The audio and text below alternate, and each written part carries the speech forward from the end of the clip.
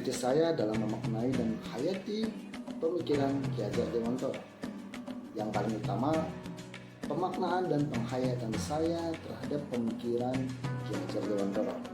Intisari pemikiran Ki Hajar Dewantara tentang pendidikan tidak lepas dari 3 samboyan. 3 samboyan Ki Hajar Dewantara yang pertama adalah Ing Ngarso Suntulodo, di depan memberikan keteladanan. Ing Madya Mangamkarso, di tengah-tengah memberikan motivasi juga semangat.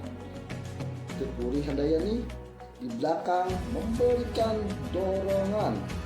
Nah, dari hal tersebut kita mengetahui bahwa dasar-dasar pendidikan Ki Hajar Dewantara menjelaskan bahwa tujuan pendidikan yaitu menuntut segala kodrat yang ada pada anak-anak agar mereka dapat mencapai keselamatan dan kebahagiaan yang setinggi-tinggi, baik sebagai manusia maupun sebagai anggota masyarakat. Nah, oleh karena itu, kita pendidik hanya dapat menuntun tumbuh atau hidupnya kekuatan kodrat yang ada pada anak. Agar dapat memperbaiki lakunya, bukan dasarnya. Hidup dan tumbuhnya kekuatan kodrat anak. Disinilah peran pendidik sebagai sumber energi yang baik untuk anak-anak. Dalam konsep energi, setiap anak-anak memiliki energinya masing-masing. Sehingga bentuk energi tertentu menjadi energi lain yang lebih baik dan bermanfaat. Nah, demikianlah pendidikan itu. Walaupun hanya dapat menuntun, akan tetapi faedahnya bagi hidup tumbuhnya anak-anak sangatlah besar. Asas pendidikan Ki Hajar Dewantara. Pendidikan adalah tempat persemaian benih-benih kebudayaan pada masyarakat. Ki Hajar Dewantara memiliki keyakinan bahwa untuk menciptakan manusia Indonesia yang beradab, maka pendidikan menjadi salah satu kunci utama untuk mencapainya.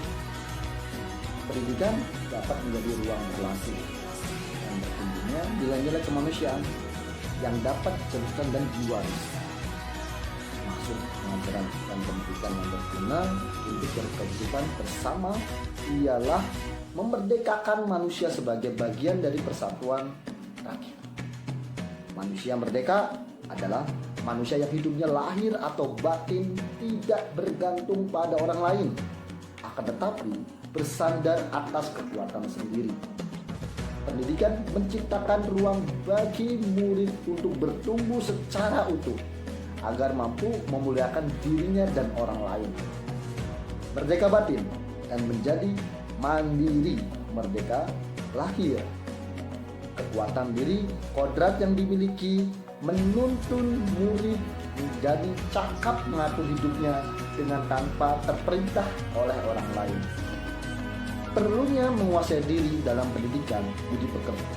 Janganlah pendidik itu berputus asa karena menganggap tabiat-tabiat yang biologis hidup perasaan itu tidak dapat ditingkatkan sama sekali. Berlakunya pendidikan Ki Hajar Dewantara dari tiap-tiap orang terhadap anak-anak terbawa oleh adanya pedagogis insting, yakni keinginan dan kecakapan tiap-tiap manusia untuk mendidik anak-anaknya, pastinya agar selamat dan bahagia. Pendidikan yang diatur yaitu pendidikan berdasarkan pada pengetahuan yang dinamakan ilmu pendidikan. Ilmu ini tidak berdiri sendiri, tetapi masih berhubungan dengan ilmu-ilmu lainnya. Tentang pendidikan dan pendidikan nasional, jelas. Pendidikan umumnya berarti daya upaya untuk memajukan perkembangan budi pekerti, kekuatan batin, pikiran intelek, dan jasmani. Maksudnya, ialah supaya kita dapat memajukan kesempurnaan hidup, yakni kehidupan dan penghidupan anak-anak selaras dengan alamnya masyarakat kita.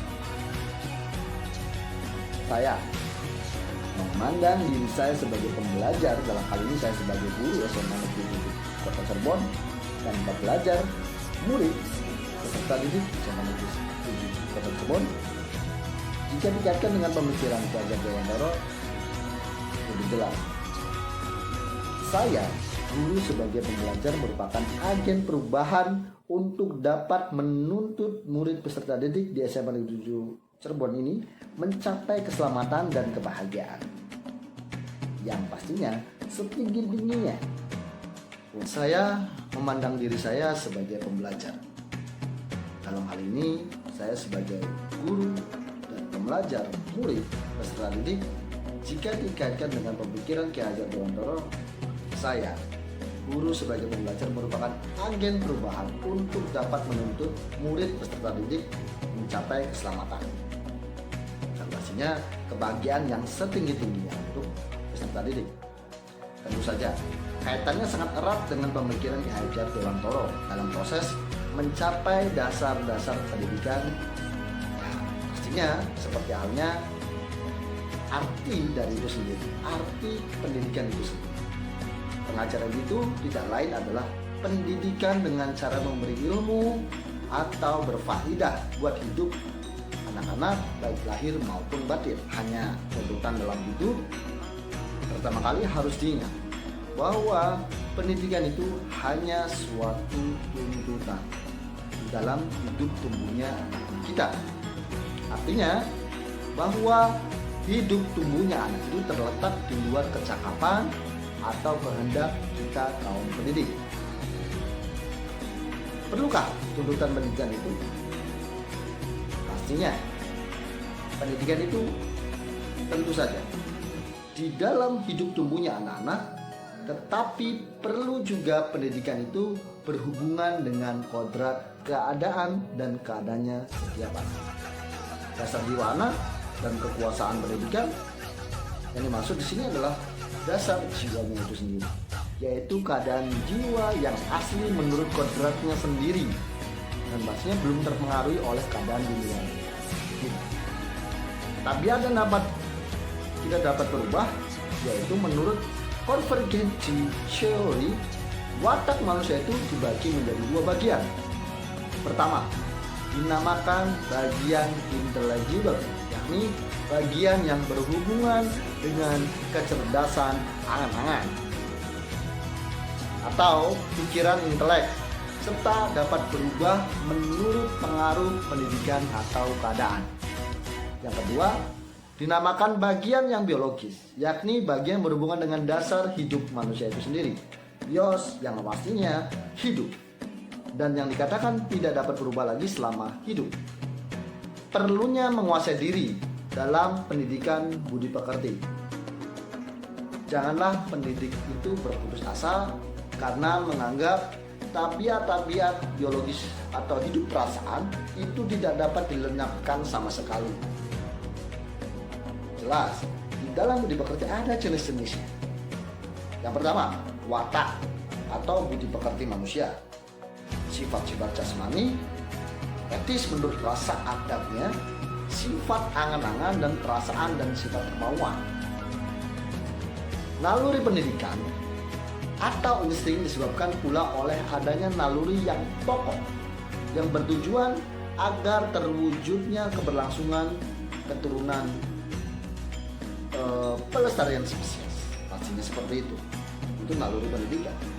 Syarat-syarat pengetahuan yaitu pendidikan yang diatur, pendidikan yang berdasarkan pada pengetahuan yang dinamakan ilmu pendidikan. Nah, itu jelas. Syarat-syarat pengetahuan adalah ilmu pendidikan. Pastinya peralatan pendidikan pun bagian dari dasar-dasar juga. Peralatan adalah alatan pokok yakni cara mendidik. Perlu diketahui bahwa cara mendidik beragam banyaknya, baik itu dengan media elektronik, media cetak, bahkan sekarang bisa digunakan dengan teknologi. Nah, pastinya dengan kondisi seperti ini, yang saya sebagai pengajar di hubungan dengan umur ini, yaitu terkait dengan umur anak SMA, yaitu antara 14 sampai 21 tahun. Ini dinamakan masa terbentuknya budi pekerti atau sosial periode orang-orang memahami tentang sosial itu sendiri. Nah, dari sinilah saya memandang diri saya sebagai pembelajar, dalam hal ini sebagai guru, dan siswa sebagai pembelajar. Figur pemimpin yang baik selain mampu menjadi suri tauladan, tapi juga harus mampu mengugah semangat dan memberikan dorongan moral pada orang sekitar. Saya memandang diri saya sebagai pembelajar, dalam hal ini sebagai guru, dan belajar untuk tadi katanya yang menjadi terus sudah jelas bahwa saya sebagai pembelajar merupakan agen perubahan. Terima kasih. Salam guru hebat.